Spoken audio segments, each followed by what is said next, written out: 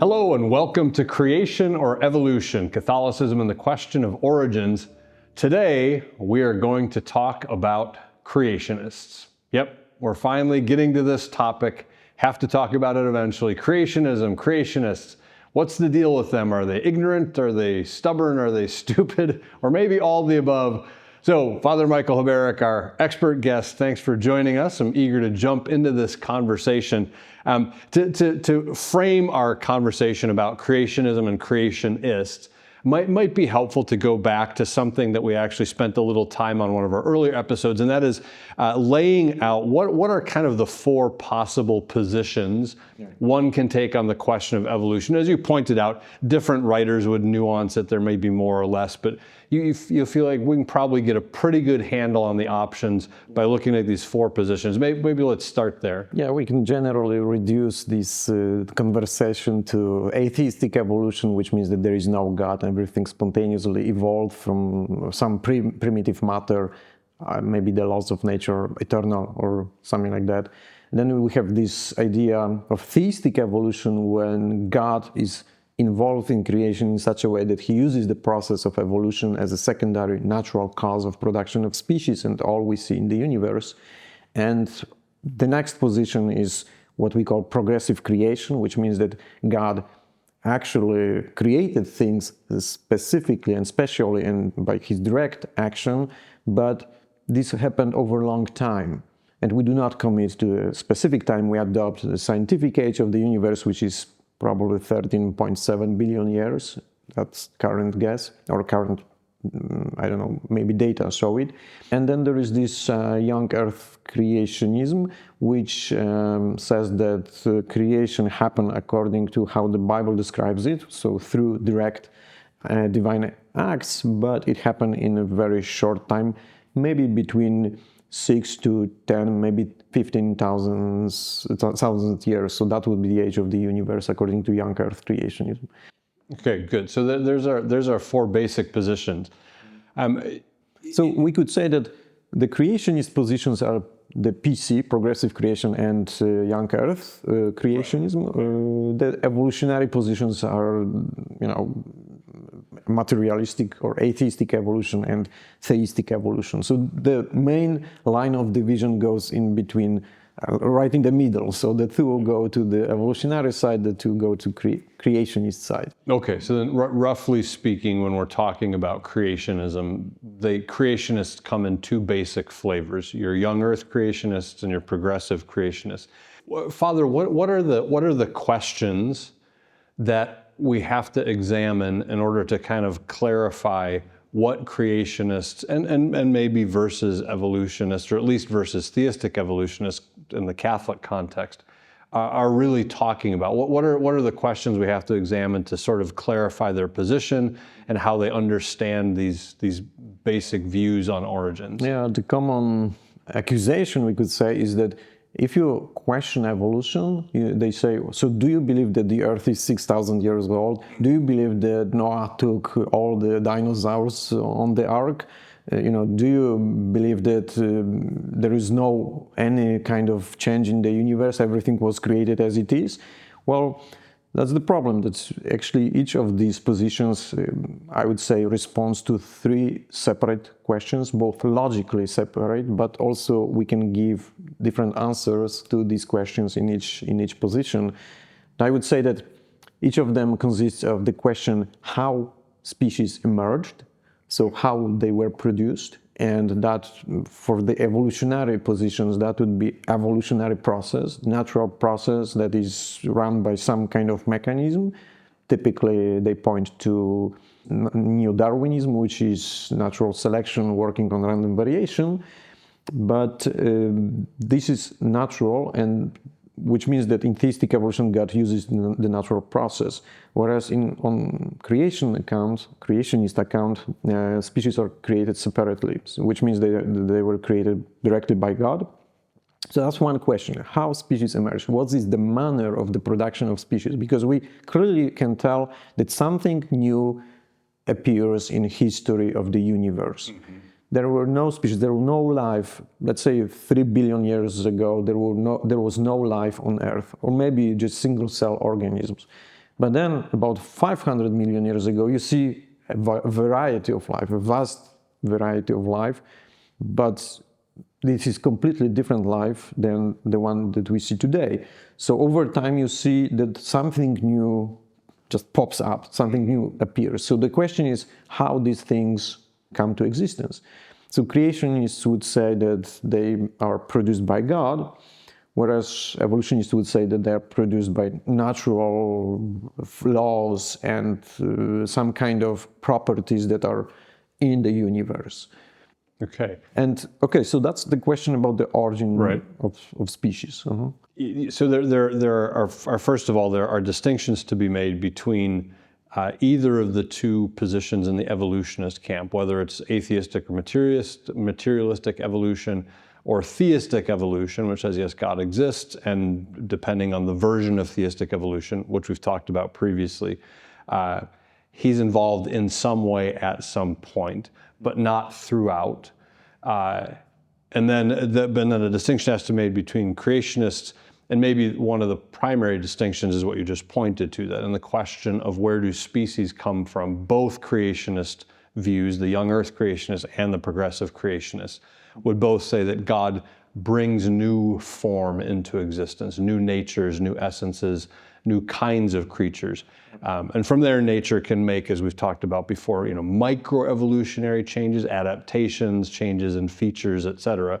But okay, so that's good. What are some of the other questions that we have to kind of distinguish between these groups? So quite a different thing is to ask how old is the universe, and also how long are the days of creation. So these are like three questions: how species emerged, how old is the universe, and how long are the days of creation. So the latter two questions refer to time. So not the way how species emerged, but how long it took or how long ago it happened. And as you can tell, theistic positions have different answers to these three questions. So obviously, theistic evolutionists would say that species evolved over a long time, so the days of creation, if they are not completely metaphorical, then they mean some kind of long time. And they adopt a scientific time scale, which is billions of years rather than thousands of years. On the other hand, Young Earth Creationists would say that species were created, but the universe is pretty young, let's say on the order of thousands of years, and the days of creation are literal 6 days, so 6 periods of 24 or 12 hours. And these 6 days took place a few thousand years ago. And then the progressive creation would assume that the species were created directly. The time of the universe is scientific, so it would be about 13 billion years, and the days of creation in this approach have to be understood as long periods of time. Now, when it comes to Young Earth Creationism, contemporary Young Earth Creationists would very often claim that all church fathers, all medieval theologians, holy doctors claimed the young universe. This is partially true.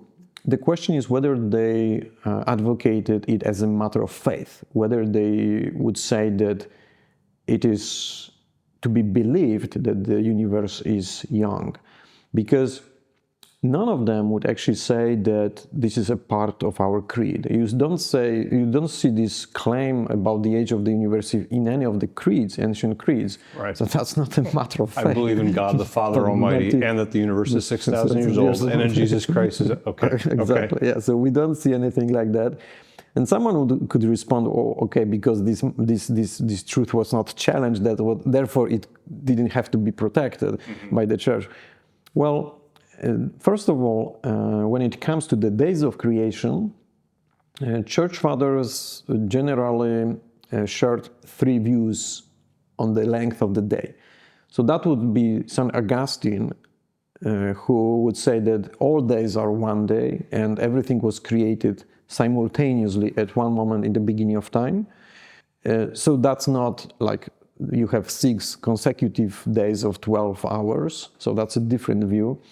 Can I just, to clarify Augustine's opinion, so Augustine says everything is created instantaneously, simultaneously by God. So he's certainly saying God created it. God brought it into existence. And he created species separately. So I mean, each distinct nature was created as a distinct nature from the beginning. Okay, as Genesis says, according to their kinds. But this is instantaneous. God, infinitely powerful. Boom, everything.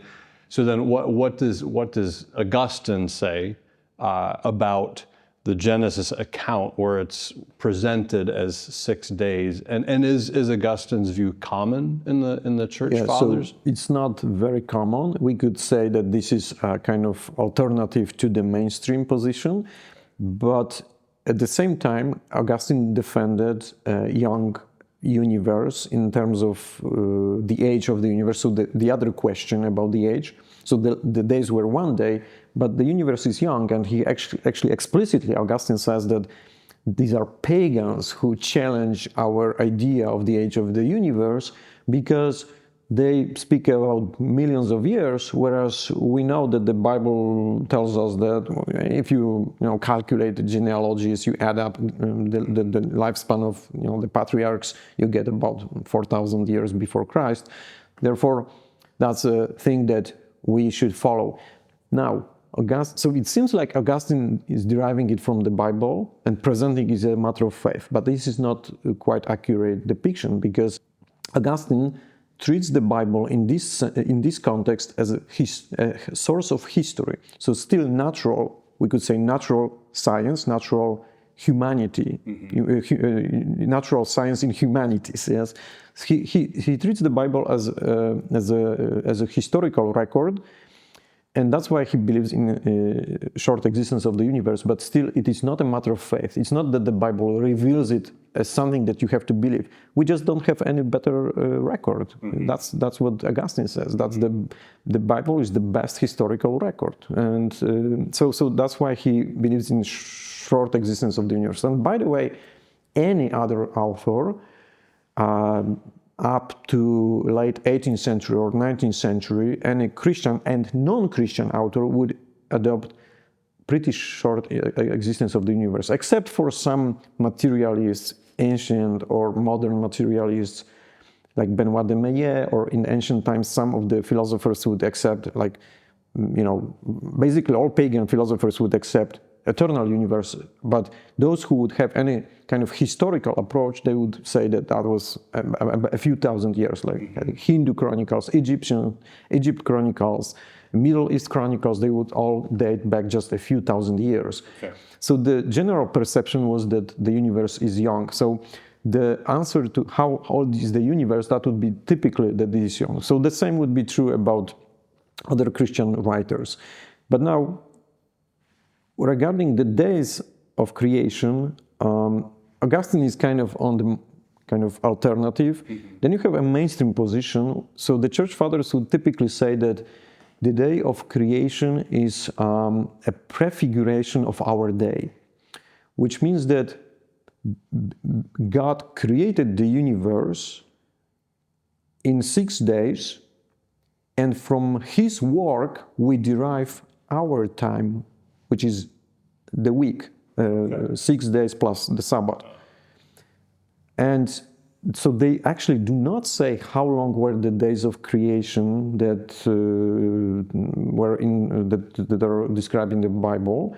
They said they prefigure our days, our week. So the week of creation is the prefiguration of our week. And so Father, when you say prefiguration of our week, what you're saying is the mainstream opinion among church fathers would have been that the 6 days of creation in Genesis are sort of a framework for our week, meaning 6 days of work followed by a Sabbath day, a day of rest. And what God is doing and what the author of Genesis is communicating is, regardless of how long an actual day of creation was, it's demonstrating that the pattern that God is establishing is 6 days of work and then that Sabbath day of rest. In the way we take the pattern of divine work and we apply it to our time, And that's why we divided our time into weeks, which are 7 days long. Interesting. Okay. It's very interesting because you don't really see any commitment to any time regarding the day of creation. And what's more, this is the mainstream position. So the vast, I would say, majority, and especially the biggest commentators like Ambrose or Chrysostom or Gregory of Nyssa, or Basil, St. Basil, they would adopt this kind of view. And then you have a real young, we could call them, in quotation marks, young earth creationists such as St. Ephraim the Syrian, one of very few church fathers who would actually claim that God created the universe in 6 12-hour days. He created things fully grown, things just pop up, fully developed. That's the idea that you find in St. Ephraim, but that would be another kind of marginal view. So we have like two marginal views, that of Augustine and another of St. Ephraim, let's say. You have the mainstream position that does not commit you to any length of the day. So that's a pretty interesting thing, because you see that ancient authors, Catholic authors, the church fathers did not really advocate the understanding of the day of creation as a 12-hour period of time. And actually following this tradition, the Pontifical Biblical Commission issued a document in early 20th century responding to the question how you should understand the day of creation, whether should you understand it as a natural day or any other period of time. And the PBC answers, you can go either way. You can understand it either as a natural day or any other period of time, which basically means that the PBC, which was not modernist at all, at the beginning it was like very, very tough on Catholic doctrine. It was very orthodox body that was really defending Catholic understanding of the Bible. And in that time, when Pius X, who was fighting modernism, at that time the church says either way is okay, which basically means that the church has not have a problem with adopting the idea of the old earth or old universe or deep time or scientific concept of time. Of course, PBC was not following the latest evidence. They were just looking into tradition and judging whether it's a matter of faith or is it an open question for interpretation. And they judged that this is an open question for interpretation because this is what the church fathers did. And so then the Pontifical Biblical Commission in the early 20th century, when they make that statement, first of all, at that point, the Pontifical Biblical Commission, as we've referred to in other conversations, is actually part of the magisterial voice of the Church. It's commissioned to speak on behalf of the Pope. When it makes that statement, it would have to be acknowledged at least by the Pope himself, and that's Pius X, who is a great defender of orthodoxy and a great opponent of modernism. So what you're saying is, given the fact that the Pontifical Biblical Commission makes that statement saying you can interpret those 6 days either way, as natural days or some indefinite or indistinct period of time, and then Pius X approves it, means you couldn't accurately accuse that of being some modernist doctrine that had snuck into the church. Exactly. Okay. Exactly. Okay. And as I mentioned before, the fundamentals, the works by Protestants had the same attitude. So both confessions acted in a very similar way at that time. So we have these three questions, and I think it is a very simplified view that if you challenge evolution, then you must commit to young Earth. That there is no such transition. There is neither logical nor practical. Yeah, much more nuance to it. Let's look then next, maybe having looked at those three questions and where each of the different positions would fall on those three questions. Let's maybe look at just sort of the understanding of the act of creation itself. How is that viewed by Young Earth Creationists? How is it viewed by progressive creationists? What would be some of the distinctions, and then maybe theistic evolutionists as well? Yeah, so the proponents of creation of species would be very often accused of adopting some kind of Protestant or evangelical theology. I mean the Catholic proponents, because obviously there are evangelical proponents who adopt a young Earth view. But I think there are pretty different concepts of creation. I mean, the essence is the same, but for creationist views. But for theistic evolution, there was this author, St. George Mivart, who I mentioned before, who lived in 1870s, 1880s. He proposed this critique of Darwin, but he also proposed a combination of Christian doctrine and evolution. So he came with this distinction that you can understand the act of creation in a kind of original way. So that's the direct divine act. But you can also understand it in a derivative sense, which is when we say people or humans created computers, humans created technology.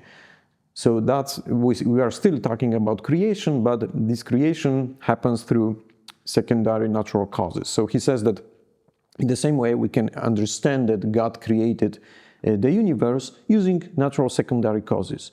So effectively, creation, which originally is understood as a direct supernatural divine act, became natural workings of nature that God somehow started or guides.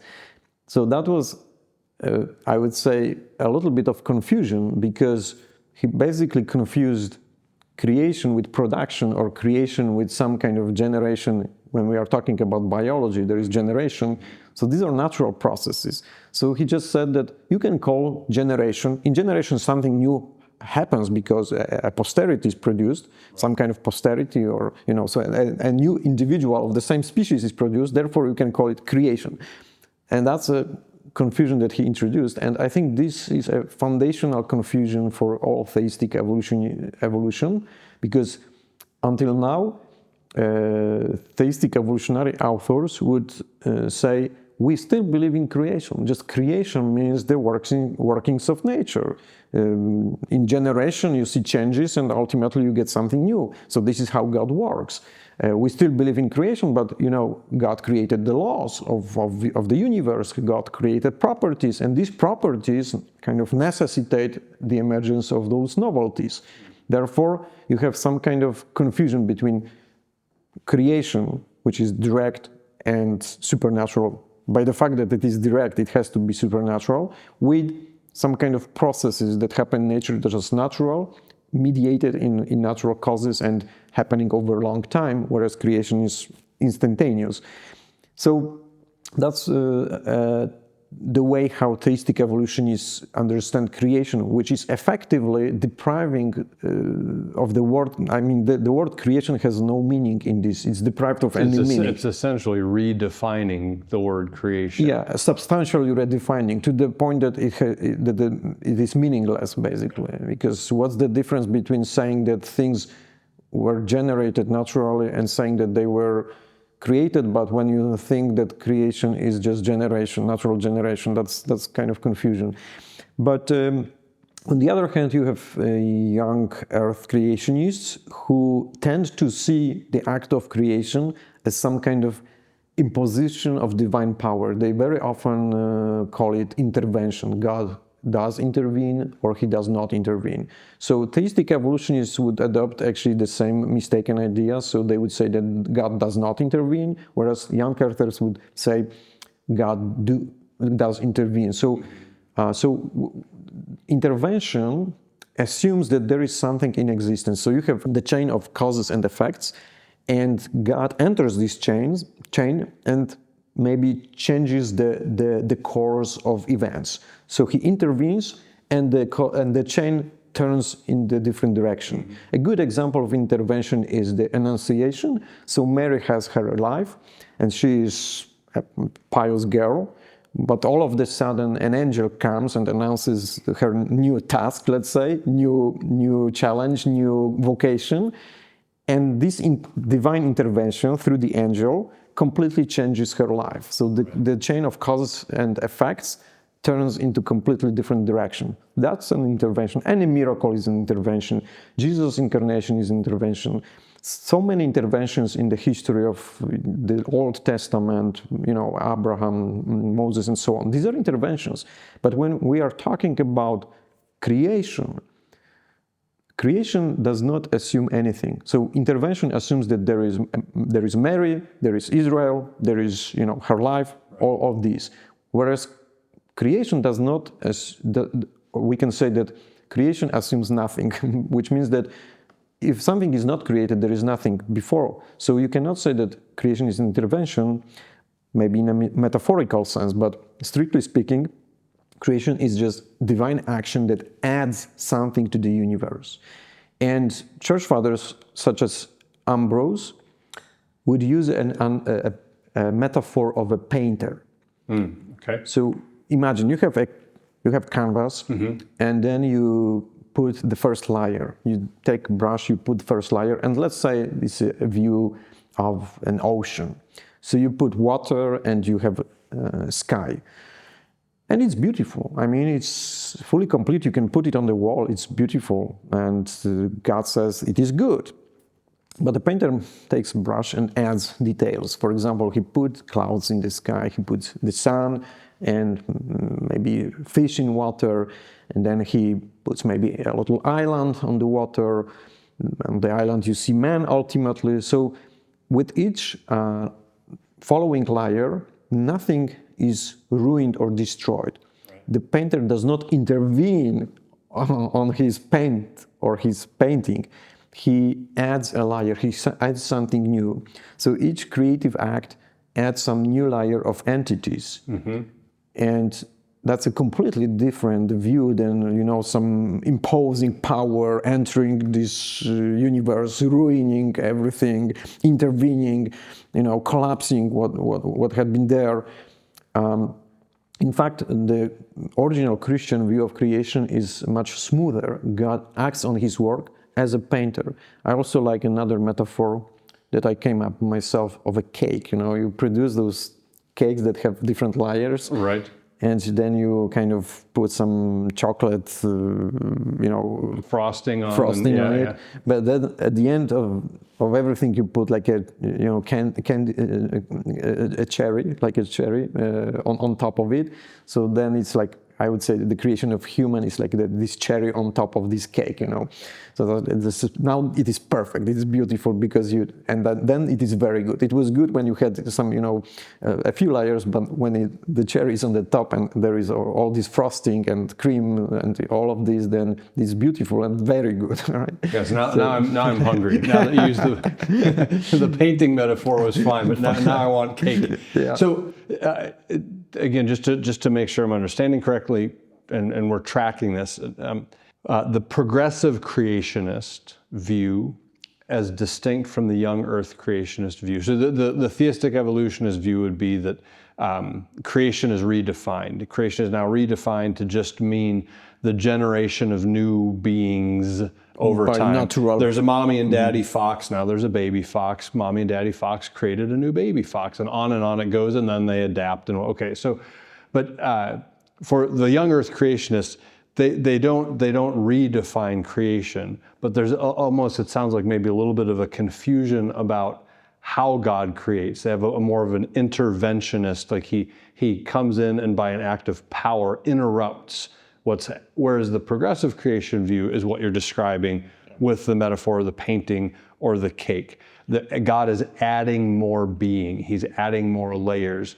He's bringing forward new things that make on the painting metaphor that create new detail, that create new being in the painting. It's funny there is this such of order in creation that the next layer assumes the existence of the previous layer, and you see it in the account of creation, the Genesis account of creation. So you can't have fish if you have no water. You can't have an island if you don't have an ocean. You can't have a human if you don't have the earth.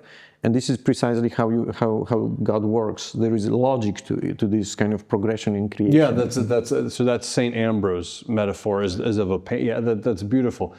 For an American audience, it reminds me of a gentleman named Bob Ross, who was a painter, and he had a show, and he would actually show you step by step, layer by layer, how to paint. And it was exactly that process of bringing more and more detail and perfection and being into the painting. And it's paint, but it's moving forward. The perspective is bringing, and then So that's okay. Good. I like that. That's a great way to think about it.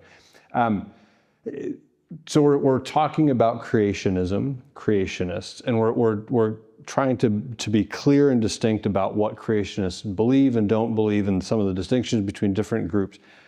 One of the brushes with which all creationists are painted fairly routinely is the God of the gaps brush. Well, see, what creationists do is they find gaps in our scientific knowledge or our experience and observed data, and they just shove God in there. Well, we don't really understand how that works, so God must have done it. Well, there's some mysterious parts yet that science hasn't completely nailed down, so God must have done it. Just respond to that accusation a little bit, because as we know, that's prevalent all over this conversation. Yeah, exactly. It's prevalent also among many theistic evolutionists, which is kind of surprising, because if you have a gap in scientific knowledge, and you always have a gap in scientific knowledge will never be a finished enterprise. There is always another question to ask that science hasn't responded yet.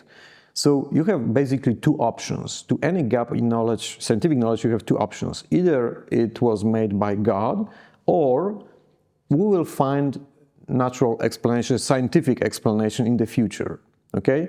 So now, if you assume that there is no God of the gaps, this means that in each case, you have to assume that you will find natural explanation in the future. So you have just one option, because if you ever introduce God as an explanation, you commit the fallacy of God of the gaps, which is tautological, because you assume that there cannot be divine explanation to some gap in our knowledge. Therefore, you say that we will find natural explanation. So I think that's the premise of this God of the gaps accusation is actually materialism. So you always have to find natural explanation, no matter what. So if you don't find natural explanation, you say we will find it in the future. So basically, you assume that there is always natural explanation. If you don't make such an assumption, you have the choice. Now, how to decide whether it's God or we will find natural explanation? Well, in order to decide it, you have to find other sources of knowledge. You have other sources of knowledge besides science, natural science alone. So yes, natural science alone cannot give you an answer to this question. But if you look into theology, especially supernatural revelation, then you see, well, God created species according to their kinds. God took, so this is Genesis 2, verse 19, God took the dust of the earth and molded animals of the ground.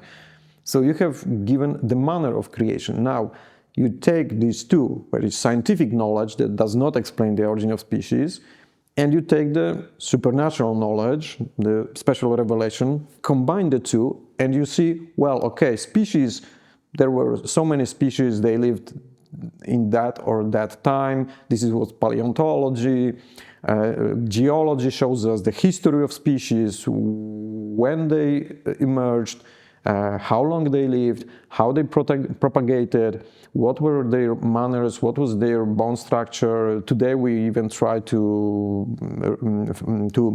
recover the DNA of dinosaurs. So there is a lot of room for science. But the question where the unique form, where the substantial form, where the new nature comes from, that's taken from a different source. So you get this kind of coherent view of reality using both sources of knowledge. So I think that God of the gaps is, first of all, is tautological, because in order to avoid the accusation of God of the gaps, you have to assume that there are no gaps. And this assumption is pretty much, I don't think this assumption is consistent, coherent with Christian view.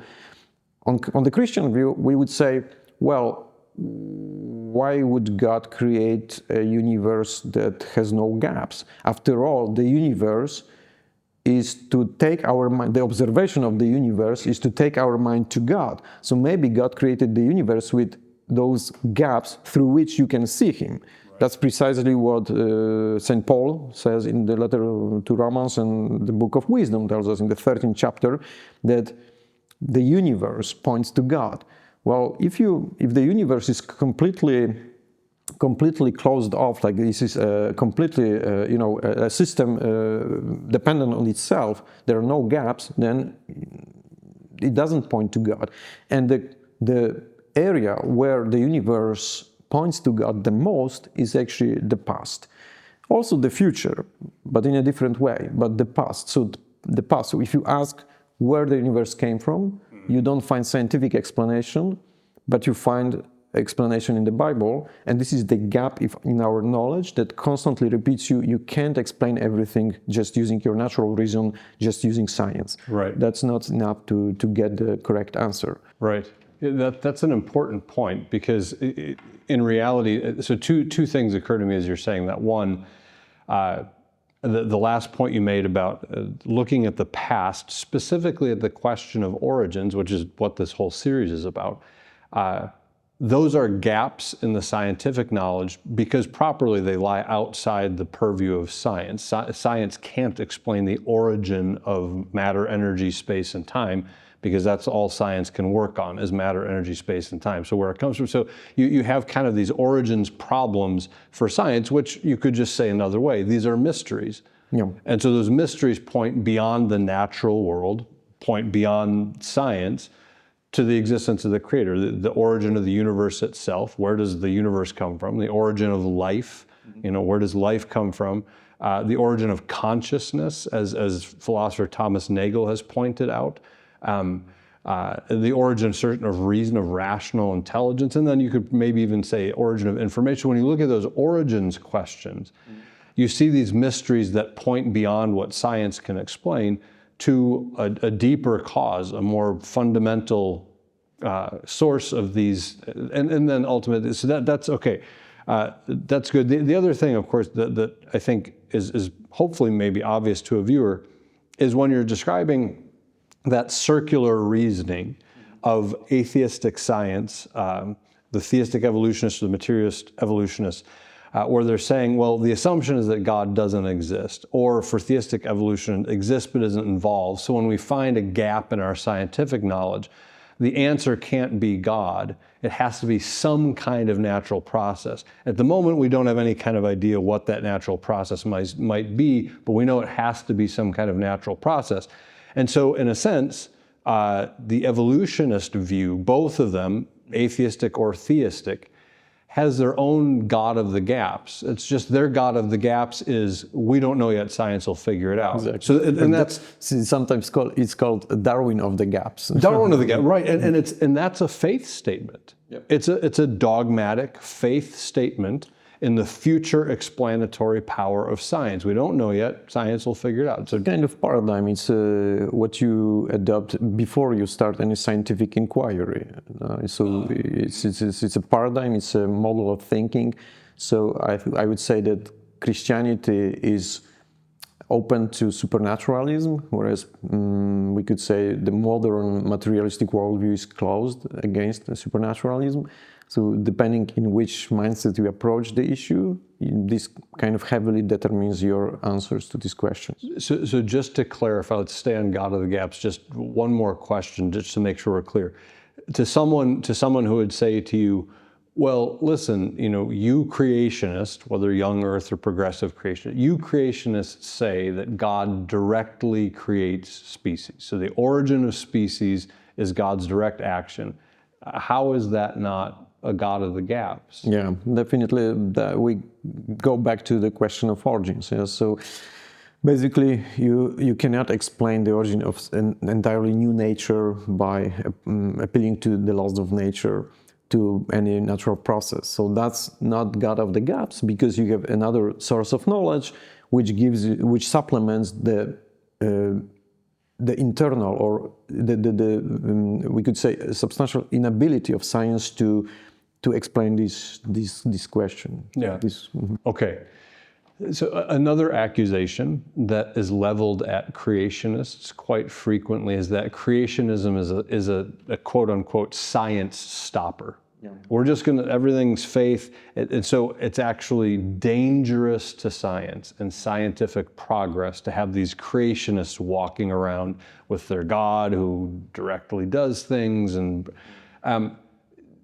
historically, that's an interesting accusation because, of course, modern science really arises in the 16th century. Darwinian evolution, not until the mid to late 19th century. Just address that accusation that somehow creationism is a science stopper or anti-science or a danger to scientific progress. Sure, yeah, that's a very interesting observation. So you have like 300 years of science progressing within creationist paradigm, and then you have Darwin coming and destroying creationist paradigm or biblical paradigm, and this is just 100, maybe 150 years. So actually a longer period of time science progresses and makes huge discoveries within Christian biblical paradigm. So we have to say clearly that modern science was created by creationists, such as Copernicus, Kepler, Newton. All of them believed in creation of species. Actually, they also believed in very short age of the universe. So we see that there is no impediment for development of science to produce unbelievable discoveries, beautiful discoveries, important discoveries, while you still think in biblical terms. Of course, science was born in ancient Greece, let's say, then it was growing in medieval times. You see the progress of rational reflection on the Bible, which kind of incites the reflection on nature. And then you see that science is born out of philosophy, but it is still born in the Christian paradigm. So my point here is that there is, again, we see that the questions of origins are in a way irrelevant to the scientific questions. You may observe all kinds of phenomena. You may be discovering all kinds of new, I don't know, proteins, atoms, laws of nature, not knowing anything about their origins. So even today, a scientist may just sit in a laboratory and do his or her job and do it perfectly and get a Nobel Prize for a discovery of a new protein, new gene, whatever, and still have completely different beliefs how the universe was produced, where species come from, whether they were created directly by God or not.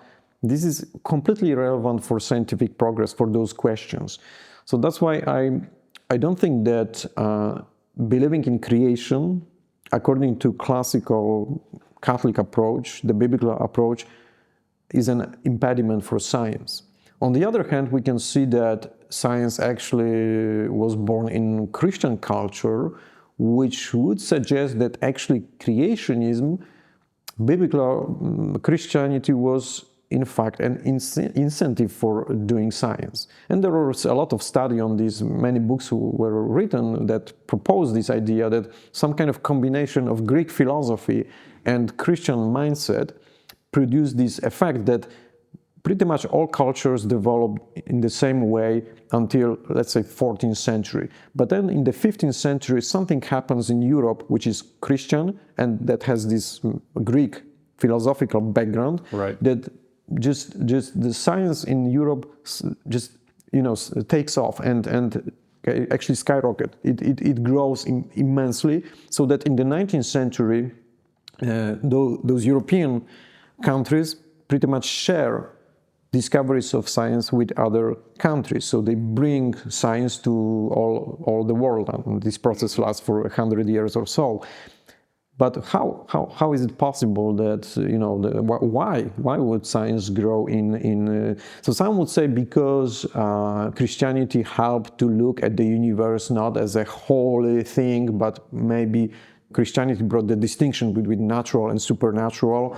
So the natural is not sacred, therefore you can test it, you can make observations, you can put it into the laboratory and so on. This is probably true. But I would say that the big factor, probably one of the biggest factors for scientific progress, was actually the Christian idea of creation. Because what does it tell you? That God embedded in nature the laws rational structure of the universe comes from divine mind, because it was directly produced by God, not by chance events or by some random, maybe randomly working laws or something, like transformist mythologies had it. So precisely because creation is direct, therefore it has to reflect divine mind in a precise way, because there is no secondary causes that could kind of mess up with divine creation. That's precisely this idea of special creation that that makes you think about the universe as something that is ordered and worth of scrutiny. You want to know how God, or want to know divine thought in the world that you discover in the world.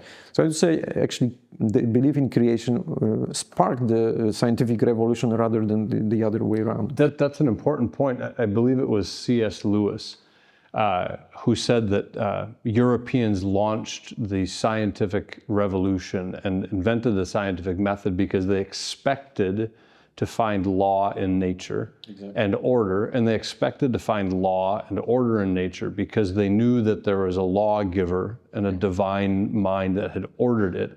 And I believe it was, I think it was Kepler, Johann Kepler, who made the really interesting observation, speaking to your point about the divine mind, which orders and imposes law and brings things into existence and then, moves them. Kepler said that the scientist has the privilege of thinking God's thoughts after him, which is kind of a lovely way of just expressing that beauty of we meet the mind of God, the divine intellect and the divine will in the natural world that God created and ordered and put law into. And so, okay, that's great. So then essentially, Father, at this point, kind of what we're saying, I think, is that this is really more of a worldview question then. This creationism versus evolution. What are the tenets of your worldview? And that's largely going to explain how you understand these things. Maybe just talk about the worldview aspect of this whole thing. Yeah, I would briefly say that either you have biblical Christian, which is creationist. I put it in quotation marks because creationism could be understood as a kind of ideology that you actually reduce everything just to the idea of creation, and you kind of, I would say the concept of creation does not have to be creationism, or the belief in creation does not have to be considered creationism, because it's the same with all other truths of faith. So when you believe in the virginal birth of Jesus, you do not become virginalist, and this is not virginalism. If you believe in the resurrection of Christ, you don't become a resurrectionist, and this is not resurrectionism. Which means that the belief in creation is one of the tenets of the faith, among others. And it's probably not the most important tenet of the faith, but it is a substantial element. So you cannot remove it from the nexus mysteriorum, from the net of the truths of faith. And if you remove it, then many other things will collapse like a domino. It takes time, of course, but we see this process. Therefore, we have to stop it. And theistic evolutionists would say, well, we are happy if we stop it with the creation of the soul and maybe creation of the universe. And of course, we would protect divine miracles in the history of salvation. And that's like giving up half of your, half of the price already, half of the issue. So, of course, it's better to stop there than never, but if you stop there, it's like saying, well, I said A, I opened the door, and now I'm not letting you in, okay? I opened the door, I welcomed you, but I'm not letting you in. You have to close the door, basically, and closing the door is the creation of species and the creation of man out of the dust of the earth. This is what the Bible teaches, and as long as we don't go back to that position, which seems extreme for most, Christians today, but if we don't go back, Christianity will simply dissolve in culture. It will disappear. It takes time, but it is happening. Yes, absolutely. Another point that strikes me on the question of worldview is, in order to have a coherent worldview, you need to be open to and incorporating all possible sources of knowledge. And I think that's a real weakness in the evolutionary or materialist worldview is they have almost, as a fundamental tenet of their worldview, rejected revelation as a source of knowledge, rejected faith as a source of knowledge. They have a very dim view of what we can know by faith because they put that in opposition to science. Maybe just speak about that a little bit. Yeah. So Dawkins, I think, said that before Darwin, it was possible to be an atheist, but he said Darwin made it possible to be an intellectually fulfilled atheist. Yeah.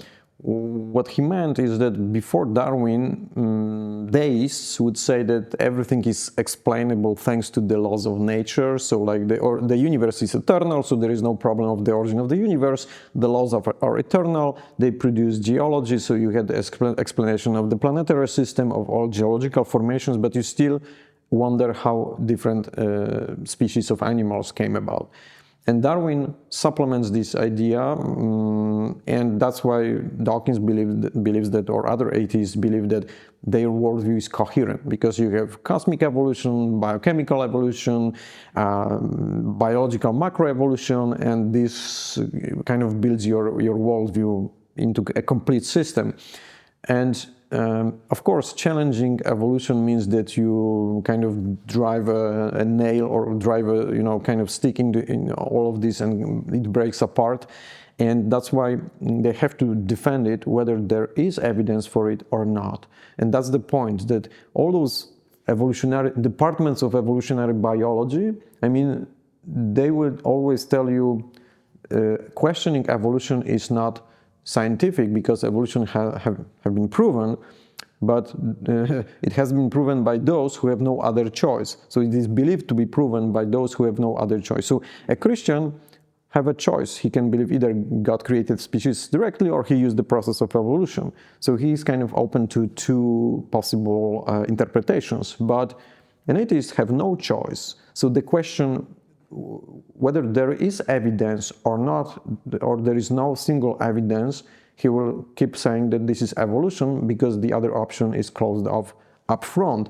Right. Which means that even if there is massive evidence against evolution, he will keep saying that this is evolution, because no other option is allowed. So we see how this choice determines our view of science. And now the question is, are there therefore those who believe in creation, those who impede the progress of science, or maybe atheists who do not allow any other interpretation? Maybe they kind of impede or slow down the progress of science. That's an open question here. Yeah, that's an important question.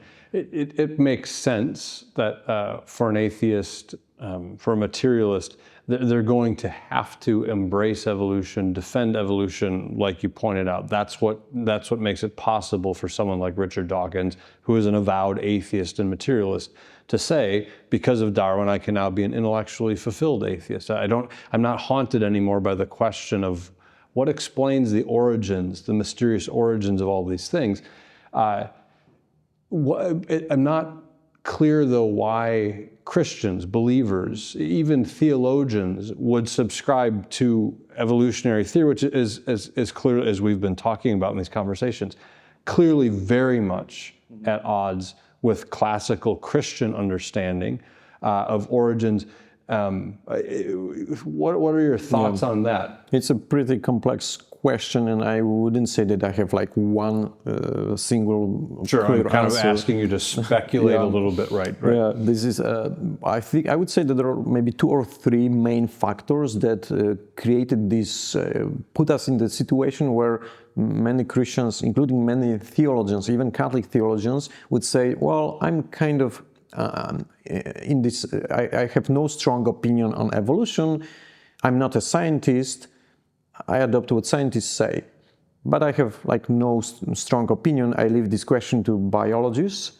But then when you start challenging evolution in front of them, they become more and more militant to defend evolution, even though initially they claim that they have no strong position, but after all, they become more militant than even biologists. Yes?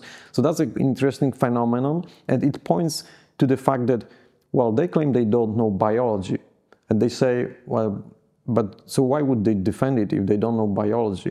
because this is not biology, because this is some kind of paradigm that you think in, and you accept some theological worldview. We could call it theistic evolution. So this is a theological concept which tells you how God worked in the universe, and your commitment to a theological idea is much stronger than your commitment to any scientific idea. I mean, if science would all of a sudden say that one theory does not work, nobody has a problem to adopt another scientific theory. Well, like we see in classic Newtonian mechanics versus Einstein and his relativity. Right.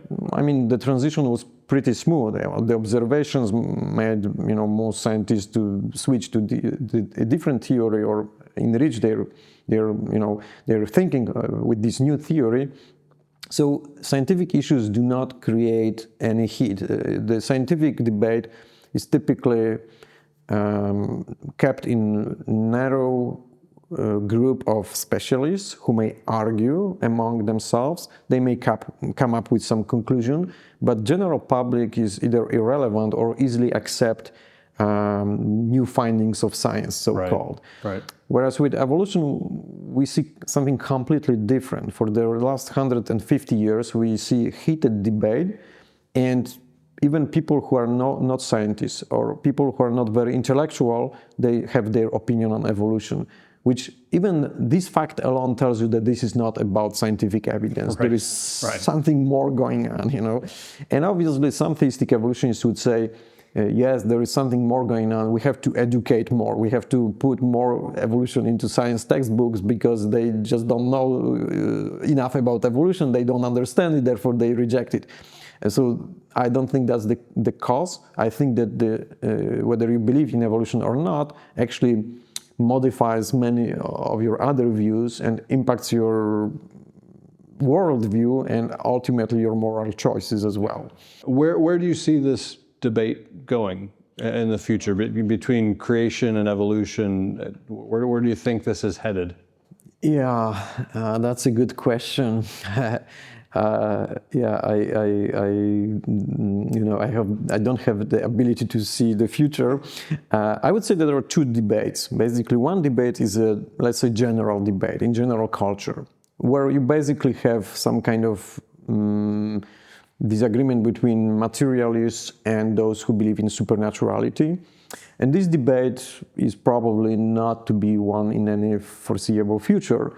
But the other debate is happening in the church. So the church herself has her own forum, theological forum, where we agree on some basic things, like that God exists, that the Bible is true, at least, on some general level, because I don't think that theistic evolutionists would actually, that what they say is actually saying that the Bible is true, but it's metaphorically true, let's put it this way.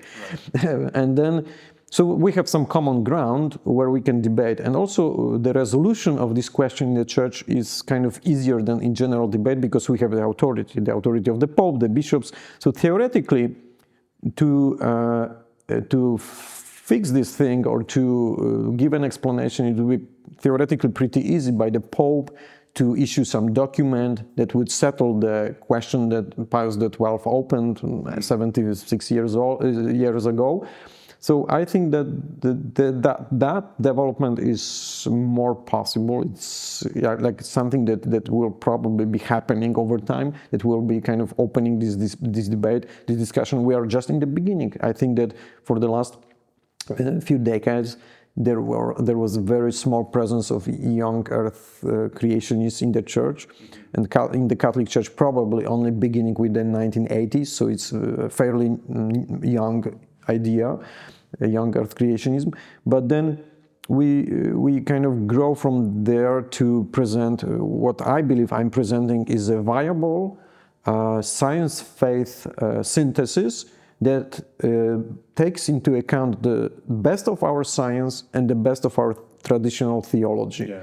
So that's what I propose. There are other options on the table. We have to get together and discuss these issues, and maybe we'll come up with some solutions in the future.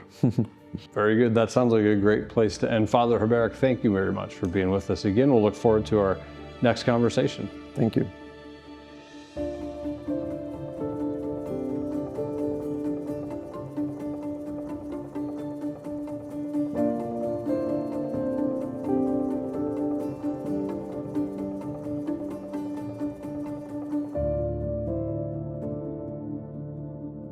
For a more in-depth look at all these fascinating topics, pick up a copy of Father Chaberek's excellent book, Creation or Evolution, A Catholic Dilemma, now available in a brand new English translation. The link to order your copy from Amazon or Barnes & Noble is in the show notes below.